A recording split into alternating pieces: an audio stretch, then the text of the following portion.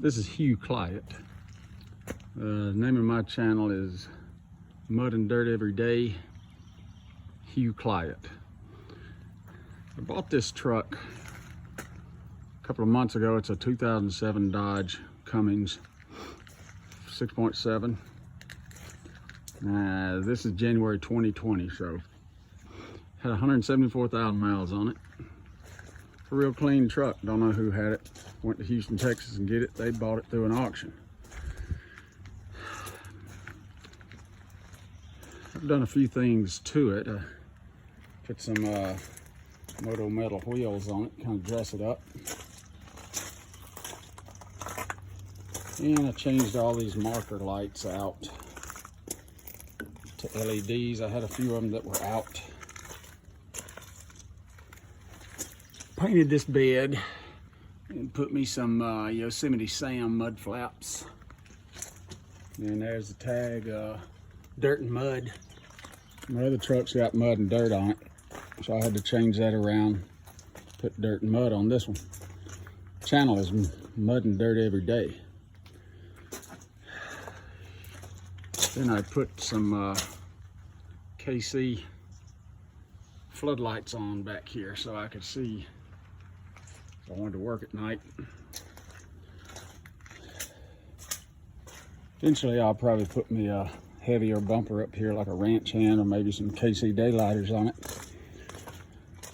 And you know, these windows are tinted. I'll probably have these tinted.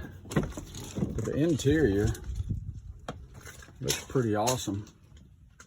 You know, it's what I wanted: vinyl seats, rubber floor mats, because I do landscape construction. Manual roll-up windows and door locks, because I don't have to fool with racing motors. And then you got your manual 6-speed here. But the thing that I was making this video for is I was trying to figure out how to lean this back seat forward, because I couldn't do it. So I found out what you do is you go down here, you take these bolts. You got 4 bolts holding the seat in. Can't hardly see this, but there's one right there, and there's one in the back, and then there's 2 on the other side. So ideally, you pull this seat up to get up under here, but it still doesn't let you do this. And the reason it doesn't let you do this is these hook into these. Now, it's not like there's a lot of storage space back here, but still I wanted to be able to let this seat down.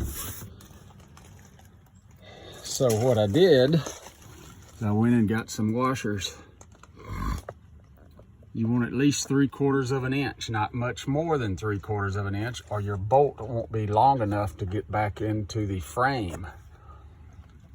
These washers are actually a little more than 3/4 of an inch. It was 7 washers.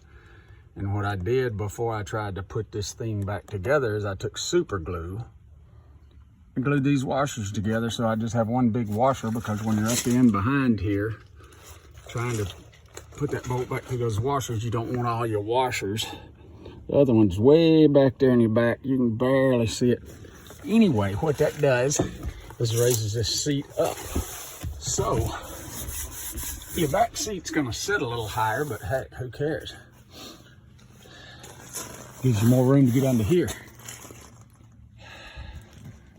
When you do this, you got even more room, but you don't even have to do that now to fold your seat forward, because putting those washers on it lifted these up above those hooks.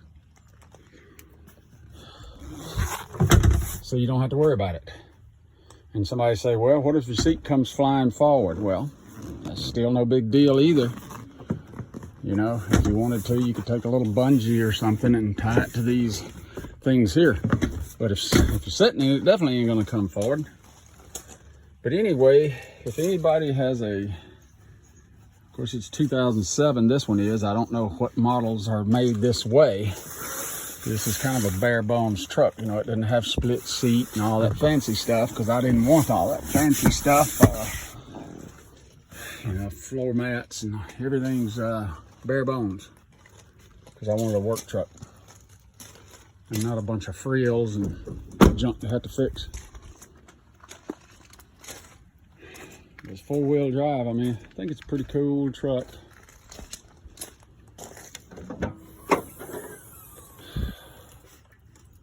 Everything's clean in here. I'm waiting on a new EGR filter to come in. This well, now this one I did clean so it doesn't stick anymore. This EGR valve, but the solenoid part was messed up. So I'm waiting on it to come in. I'm gonna take the solenoid off the other good one and put on here. All right, if you get a chance, look at my channel, Mud and Dirt Every Day, Hugh Clyatt, and there's a lot of videos of landscape projects on it.